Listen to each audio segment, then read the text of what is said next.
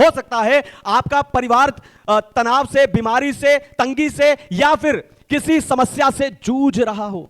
इन सब के बारे में बोलते रहने से अच्छा, इन सब के बारे में सोचते रहने के बजाय आप इन सबको वेदी के पास लेकर आओ, क्योंकि जब एक परिवार मिलकर घुटने टेकता है तब परमेश्वर उनके लिए खड़ा हो जाता है और उनके हर हालात में वेदी की सामर्थ्य खुल जाती है।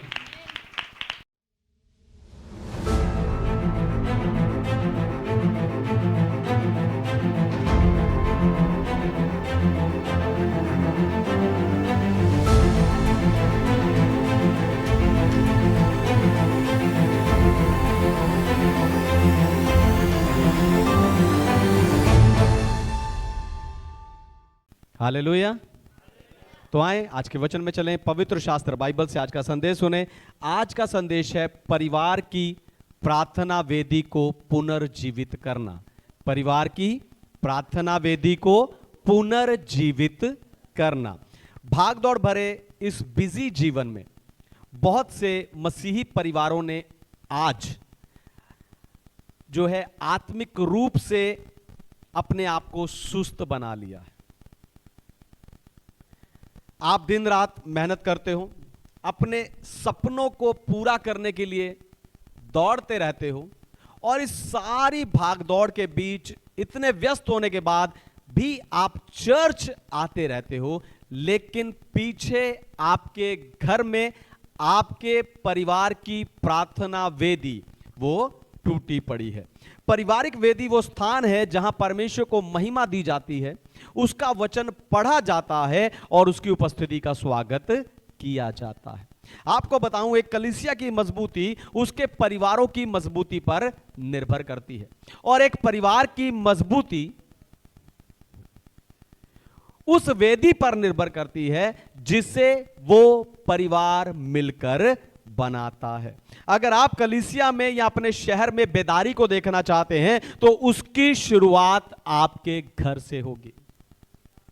जब आप अपने घर में अपने परिवार के साथ घुटने टेक कर प्रार्थना करेंगे, उस वेदी को पुनर्जीवित करेंगे, वहां पर तब परमेश्वर की आग उतरेगी और वो आग आपके कलीसिया में और आपके शहर में बेदारी को लेकर आएगी। इसीलिए आज मैं आपको आपके परिवार की प्रार्थना वेदी को पुनर्जीवित करने के लिए उत्साहित करने जा रहा हूं। लेकिन उससे पहले मैं चाहता हूं कि दुनिया भर से जितने विश्वासी इंटरनेट के द्वारा और शुभ संदेश टीवी चैनल के द्वारा इस संदेश को सुनते, हम जोरदार तालियों से उनका स्वागत करें।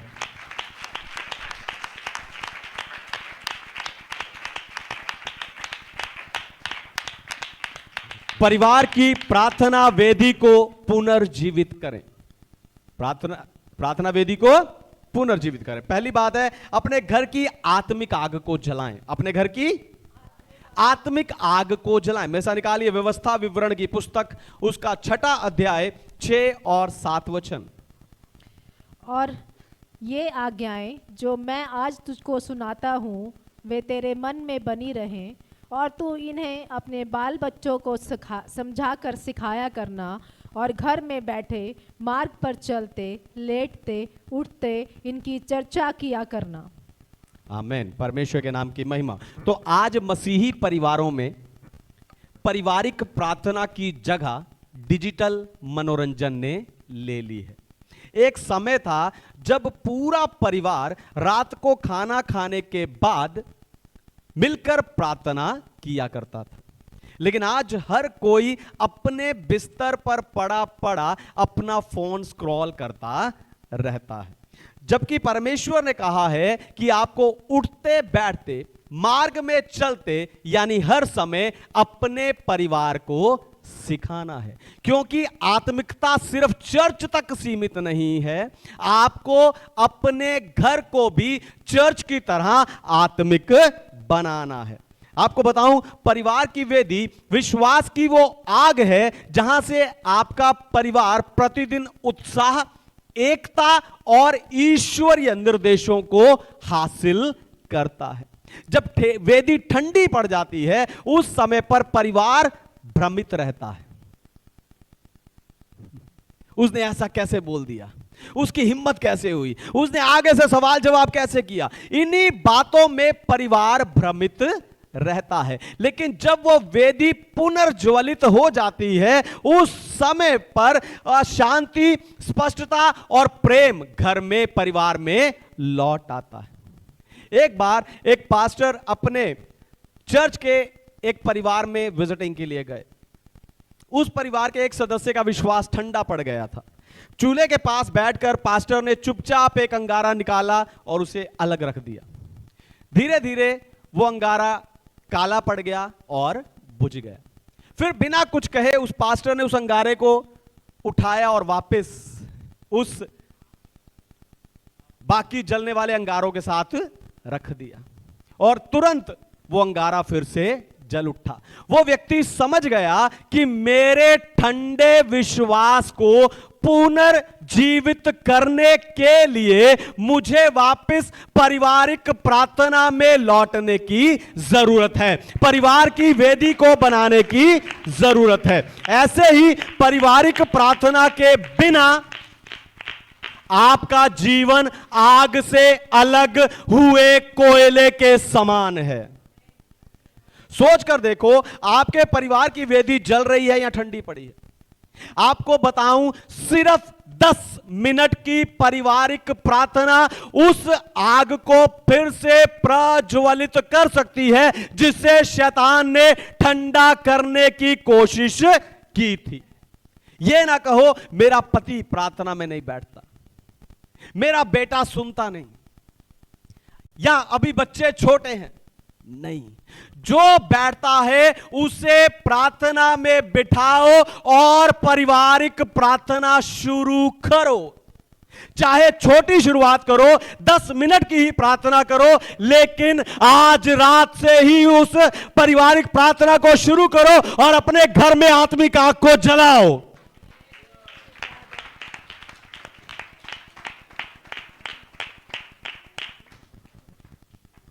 दूसरी बात, पारिवारिक वेदी की सामर्थ को खोलें। पारिवारिक वेदी की सामर्थ को खोलें। पढ़िए उत्पत्ति अध्याय 12 वचन 7 और 8। Genesis chapter 12 verse 7 and 8। जब यहोवा ने अब्राहम को दर्शन देकर कहा, यह देश मैं तेरे वंश को दूंगा, और उसने वहां यहोवा के लिए उसे दर्शन दिया था, एक वेदी बनाई। फिर वहां से आगे बढ़कर वह उस पहाड़ पर गया जो बेतेल के पूर्व की ओर है, और अपना तंबू उस स्थान में खड़ा किया जिसके पश्चिम की ओर तो बेतेल और पूर्व की ओर और है। वहां भी उसने यहोवा के लिए एक वेदी बनाई और यहोवा से प्रार्थना की। आमीन। परमेश्वर के नाम की महिमा हो। बाइबल के अनुसार वेदी वो स्थान है जहां परमेश्वर और मनुष्य मिलते हैं, जहां स्वर्ग और पृथ्वी का मिलन होता है। यानी वेदी परमेश्वर के प्रति, परमेश्वर की उपस्थिति और बलिदान और समर्पण का प्रतीक है। उत्पत्ति 8 अध्याय में जल प्रलय के बाद नूह ने जहाज से निकलने के बाद सबसे पहले एक वेदी बनाई और उस पर परमेश्वर के लिए बलिदान चढ़ाया। उस बलिदान की सुगंध पाकर परमेश्वर ने कहा कि मैं अब इतना बड़ा नरसंहार फिर नहीं करूंगा। नूह की आराधना का उत्तर परमेश्वर ने वाचा बांधकर दिया। ऐसे ही जब आप पारिवारिक प्रार्थना करोगे तो आपकी पारिवारिक वेदी की सामर्थ्य खुलेगी और आपके जो परमेश्वर का क्रोध है, आप जो परमेश्वर के क्रोध से और लोगों को नाश होने से वो सामर्थ्य बचा लेगी। फिर उत्पत्ति 12 अध्याय में, जिसे हमने अभी पढ़ा, उत्पत्ति 12 अध्याय में अब्राहम ने वेदी बनाई। आपको बताऊं, अब्राहम पर परमेश्वर ने अपने आप को जहां जहां प्रकट किया, वहां वहां अब्राहम ने परमेश्वर के लिए वेदी बनाई। और इसी प्रकार उसने प्रतिज्ञाओं को पीढ़ियों के लिए सुरक्षित कर दिया। वेदियां बनाकर उसने प्रतिज्ञाओं को पीढ़ियों के लिए सुरक्षित कर दिया। जब याकूब अपने घर से अपने मामा लाबान के घर जा रहा था तो रास्ते में एक स्थान पर सो गया और उसने एक दर्शन देखा कि इस स्थान पर एक सीढ़ी है जो स्वर्ग से लगी है और स्वर्गदूत उसके ऊपर, उस सीढ़ी से ऊपर नीचे आ जा रहे हैं। याकूब उठा और उठने के एकदम बाद उसने वहां एक पत्थर खड़ा किया, उसे वेदी बनाई और वहां परमेश्वर की आराधना की। क्यों? क्योंकि याकूब ने अपने दादा अब्राहम से सीखा था कि जहां परमेश्वर आपको, आपके ऊपर अपने आप को प्रकट करे, वहां पर वेदी बनाओ। ऐसे ही अगर आज आप अपने घर में प्रार्थना वेदी बनाते हैं, तो कल आपके बच्चे जहां भी जाएं, कहीं भी रहें, वो उस वेदी को बनाएंगे और प्रार्थना की सामर्थ्य खुलती जाएगी।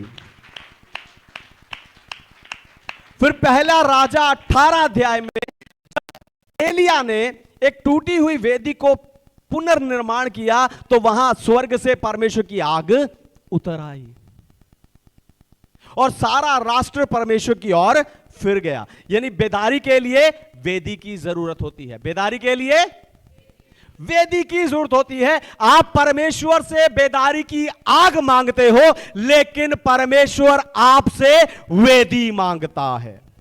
हालेलुया। परमेश्वर आपसे वेदी मांगता है। जैसे आपके घर में बिजली हमेशा मौजूद रहती है, लेकिन जब तक आप बटन को चालू नहीं करते, तब तक बल्ब अंधेरा ही रहता है। ऐसे ही आपके घर परिवार में परमेश्वर की आग को खोलने वाला वो स्विच वेदी है। हालेलुया। वो स्विच वेदी है। हो सकता है आपका परिवार तनाव से, बीमारी से, तंगी से या फिर किसी समस्या से जूझ रहा हो। इन सब के बारे में बोलते रहने से अच्छा, इन सब के बारे में सोचते रहने के बजाय आप इन सबको वेदी के पास लेकर आओ, क्योंकि जब एक परिवार मिलकर घुटने टेकता है, तब परमेश्वर उनके लिए खड़ा हो जाता है और उनके हर हालात में वेदी की सामर्थ्य खुल जाती है।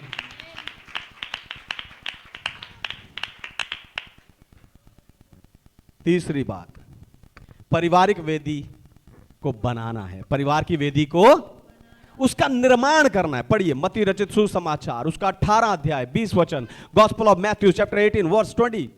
क्योंकि जहां 2 या 3 मेरे नाम पर इकट्ठा होते हैं, वहां मैं उनके बीच में होता हूं। आमीन। परमेश्वर के नाम की महिमा हो। वेदी बनाने के लिए आपको आलीशान फर्नीचर की जरूरत नहीं है, पर प्रार्थना में निरंतरता की जरूरत है। हालेलुया। वेदी बनाने के लिए आपको आलीशान फर्नीचर की नहीं, पर प्रार्थना में निरंतरता की जरूरत है ना। लोग कहते हैं कि जब परमेश्वर हमें एक सोफा देगा, उस सोफे पे सब लोग बैठकर हम प्रार्थना किया करेंगे, फैमिली प्रेयर किया करेंगे। जब तक सोफा नहीं आता, तब तक फैमिली प्रेयर शुरू नहीं होती। और जब बाद में सोफा आता है, उस समय पर परिवार बड़ा हो जाता है, बच्चों के बच्चे हो जाते हैं, फिर उस सोफे पे आते नहीं, यानी पारिवारिक प्रार्थना फिर भी शुरू नहीं होती। फिर कुछ लोग कहते हैं जब परमेश्वर हमें बड़ा घर देगा, उस घर में हम एक प्रार्थना का कमरा बनाएंगे, वहां एक प्रार्थना की कुर्सी लगाएंगे और वेदी बना के वहां प्रार्थना किया करेंगे। लेकिन उनका हाल भी ऐसा ही होता है। आपको बताऊं, आपको प्रार्थना करने के लिए बड़ा घर या आलीशान फर्नीचर की जरूरत नहीं है, आपको पारिवारिक प्रार्थना में निरंतरता की जरूरत है। हालेलुया। और आपको बताऊं, जब आप पारिवारिक प्रार्थना करते जाएंगे, आपके कमरे अपने आप बड़े होते जाएंगे, आपका फर्नीचर अपने आप नया होता जाएगा, यानी परमेश्वर आपको आशीष देंगे। आपके घर में आशीष खुल जाएगी। तो ये वेदी बनानी कैसे है? सबसे पहले आपको एक स्थान चुनना है। अपने घर में आपको एक स्थान चुनना है।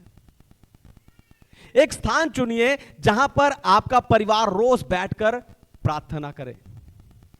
कौन से कमरे में आप प्रार्थना करेंगे चुनिए और वहीं रोज प्रार्थना कीजिए। हो सकता है डाइनिंग टेबल, खाने का मेज, वहां पर आप प्रार्थना करिए, या फिर रात को खाना खाने के बाद बेड पर। आपको एक स्थान चुनना है, रोज वहीं पर आपको पारिवारिक प्रार्थना करनी है, ताकि आपके परिवार को पता हो कि फैमिली प्रेयर कहां होगी। ताकि अगर कोई ऑफिस से लेट आया है, अगर कोई बाहर खेलने गया, कुछ लेट हो गया है, तो उसको पता हो ये फैमिली प्रेयर का टाइम है और इस समय मेरा परिवार कहां बैठा होगा। इसलिए आपको एक स्थान चुनना है, फिर एक समय तय करना है। फैमिली प्रेयर के लिए आपको एक समय नियुक्त करना है। आपको वो समय नियुक्त करना है जिस समय पर परिवार के सब लोग मौजूद हों। फैमिली प्रेयर के लिए वो समय नियुक्त करना जिस समय परिवार के सब लोग मौजूद हों, है ना। हो सकता है वो सुबह स्कूल जाने से पहले या रात को खाना खाने के बाद। जब भी आपका परिवार इकट्ठा होता है उस समय पर आपको प्रार्थना का समय तय करना है। फिर फैमिली प्रेयर का एक तरीका बनाइए। फैमिली प्रेयर का एक तरीका बनाइए। सब मिलके गीत गाओ, बाइबल का एक भाग पढ़ो, उसमें से सबको कुछ ना कुछ बताने दो, उसमें सब कुछ ना कुछ बताएं और फिर बाद में सबके लिए, एक दूसरों की जरूरतों के लिए आप मिलके प्रार्थना करो। फिर फैमिली प्रेयर को रोचक बनाना है। क्या बनाना है? इंटरेस्टिंग। आपको फैमिली प्रेयर को इंटरेस्टिंग बनाना है। बच्चों को वचन पढ़ने दो, ऊंची आवाज में प्रार्थना करने दो। आपकी जिस फैमिली प्रेयर में प्रार्थना का उत्तर आए, उस प्रार्थना के उत्तर आने को सेलिब्रेट करो, ताकि आपके परिवार का मन प्रार्थना में लगा रहे। एक मां ने मुझे बताया कि उसका बेटा जो विद्रोही स्वभाव का था, वो उसकी रात में 10 मिनट की प्रार्थना में बैठना शुरू हुआ और थोड़े दिन के बाद वो लड़का अपने दोस्तों के उद्धार के लिए प्रार्थना करने लगा। सोचकर देखो, एक छोटी सी वेदी से शुरू हुई प्रार्थना की आग कहां तक पहुंच गई। इसलिए सही समय का इंतजार करते ना बैठो, इसलिए बड़े कमरे का, बढ़िया फर्नीचर का इंतजार करते ना बैठो। आज से ही फैमिली प्रेयर शुरू करो और अपने घर में स्वर्ग को खोल दो।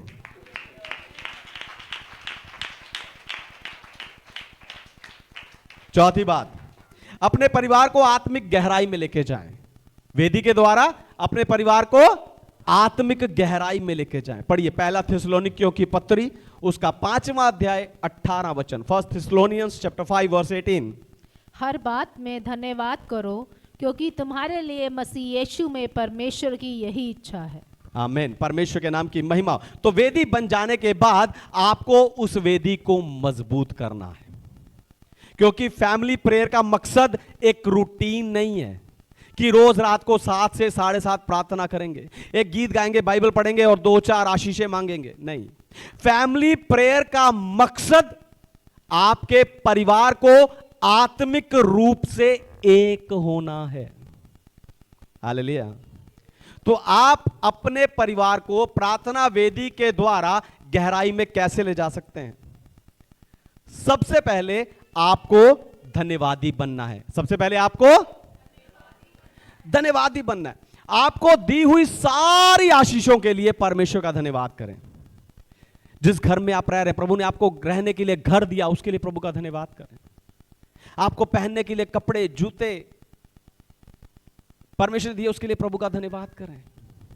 आपको खाने के लिए भोजन परमेश्वर दिया, उसके लिए परमेश्वर का धन्यवाद करें। आने जाने के लिए आपको परमेश्वर ने गाड़ी दी, बाइक दिया, उसके लिए परमेश्वर का धन्यवाद करें। अपने चर्च के लिए, अपने आत्मिक माता पिता के लिए परमेश्वर का धन्यवाद करें। आपको बताऊं, आपकी कृतज्ञता यानी आपका धन्यवादी होना, आपका आभारी होना, आपकी साधारण शाम को गहरे आत्मिक पलों में बदल देगा। हालेलुया। गहरे आत्मिक पलों में बदल जाएगी। फिर आप गहराई में कैसे जाएंगे? आपको क्षमा मांगनी है। फिर क्या करना है? क्षमा मांगनी है। अपनी वेदी को शांति का स्थान बनाओ, ना कि छिपे हुए द्वेष का। हालेलुया। अपनी वेदी को शांति का स्थान बनाओ, ना कि छिपे हुए द्वेष का। प्रार्थना से पहले आपको परमेश्वर से क्षमा मांगनी है।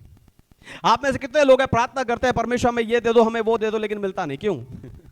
क्योंकि प्रार्थना से पहले आपको क्षमा मांगनी है। जो पाप आपने परमेश्वर के विरुद्ध किए, उन पापों के लिए आपको परमेश्वर से क्षमा मांगनी है। अगर आपने परमेश्वर का दिल दुखाया है तो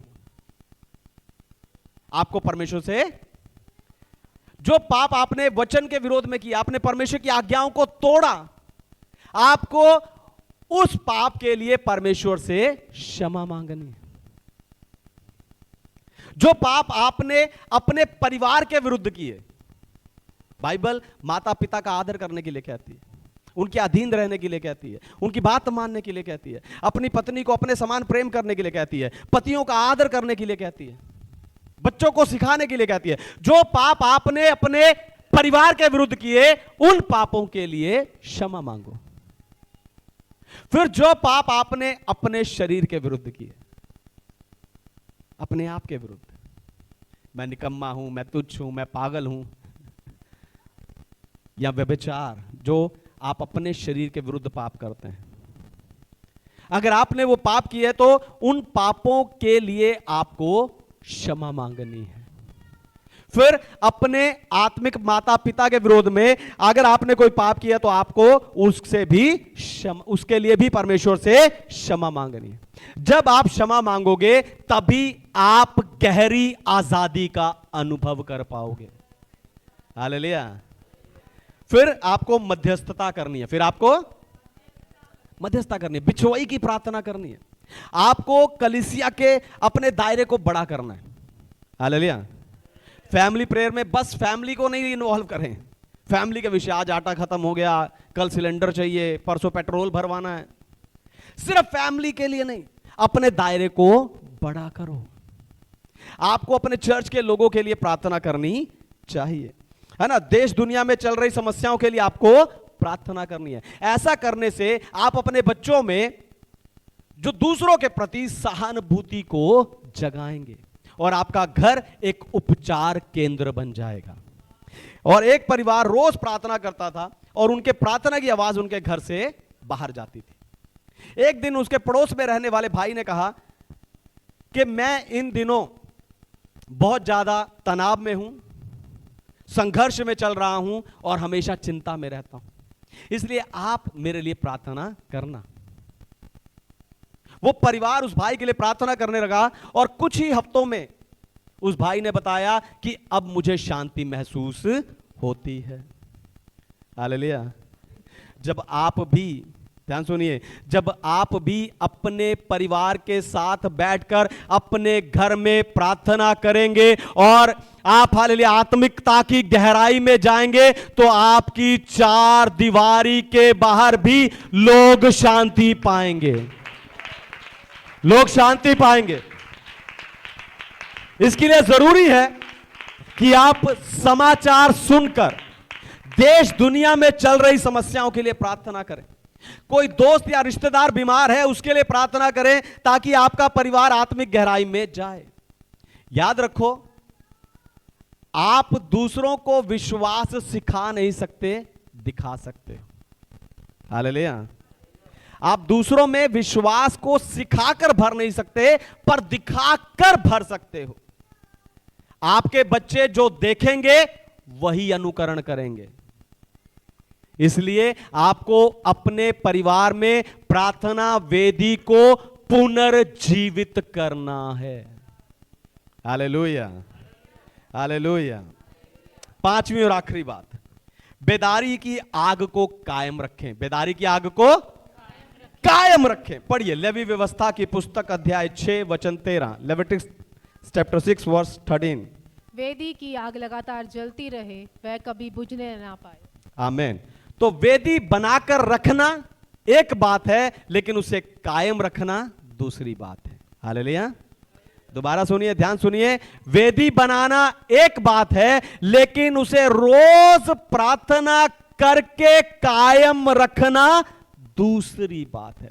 परमेश्वर ने याजकों को आज्ञा दिया था कि वेदी की आग कभी बुझनी नहीं चाहिए, और याजक उसमें हमेशा लकड़ियां डालते रहते थे। माता पिता, ध्यान सुनिए, माता पिता अपने घर के याजक आप हो। अपने घर में पारिवारिक वेदी की आग को जलाकर रखने के लिए आपको उसमें वचन, प्रार्थना और आराधना की लकड़ियां डालते जाना है। वेदी का प्रभाव आपके घर तक सीमित नहीं रहता, यह फैलता है। वेदी का प्रभाव आपके घर तक सीमित नहीं रहता, यह फैलता है ना। जब हम देखते हैं पुराने नियम में, हम देखते हैं इवन जो प्रेरितों का काम 2 अध्याय तक हम देखते हैं, दुनिया भर से लोग वेदी पर बलिदान चढ़ाने आते थे। वेदी आपके घर तक सीमित नहीं रहती, उसका प्रभाव फैलता है। तो प्रार्थना करने वाला घर शांतिपूर्ण बच्चों को उत्पन्न करता है, और शांतिपूर्ण बच्चे एक मजबूत कलीसिया का निर्माण करता है, और एक मजबूत कलीसिया समाज में बदलाव लेकर आती है।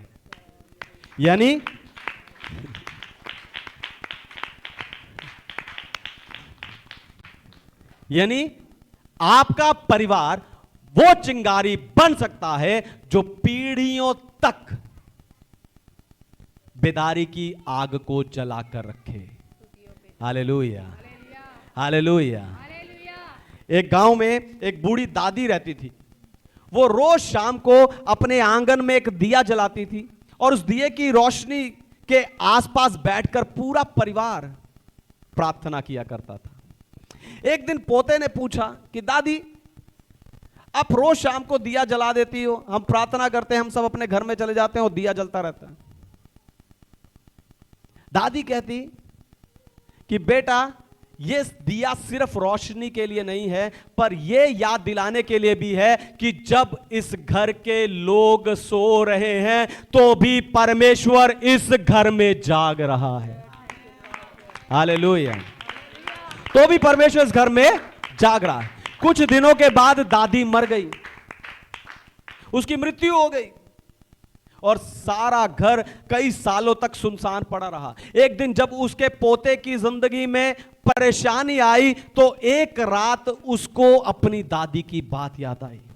उसने आंगन में उसी जगह जाकर दिया जलाया और प्रार्थना किया कि परमेश्वर, मेरे घर में पारिवारिक वेदी की आग को फिर से प्रज्वलित कर दो। और उसी दिन से उस घर के हालात बदल गए, रिश्तों में प्रेम आ गया, मनों में शांति आ गई, और घर में परमेश्वर की उपस्थिति लौट आई। शायद आप अपने घर में पहले पारिवारिक प्रार्थना करते होंगे, आप गीत गाते होंगे, वचन पढ़ते होंगे, परमेश्वर की आराधना करते होंगे, और कई विषयों के लिए प्रार्थना करते होंगे, लेकिन धीरे धीरे वो आग बुझ गई। लेकिन आज इस वचन के द्वारा परमेश्वर आपसे कह रहा है कि इन प्रकाशनों के आधार पर अपने घर में पारिवारिक वेदी को पुनर्जीवित करो। उस वेदी पर आराधना, प्रार्थना और वचन की लकड़ियों को डालो। मैं स्वर्ग से आग गिराकर हालेलुया उसे प्रज्वलित करूंगा। मैं तुम्हें आशीष दूंगा, मैं तुम्हें इस्तेमाल करूंगा, मैं तुम्हारे घर में नई रोशनी खोल दूंगा। आइए अपनी आंखों को बंद कीजिए।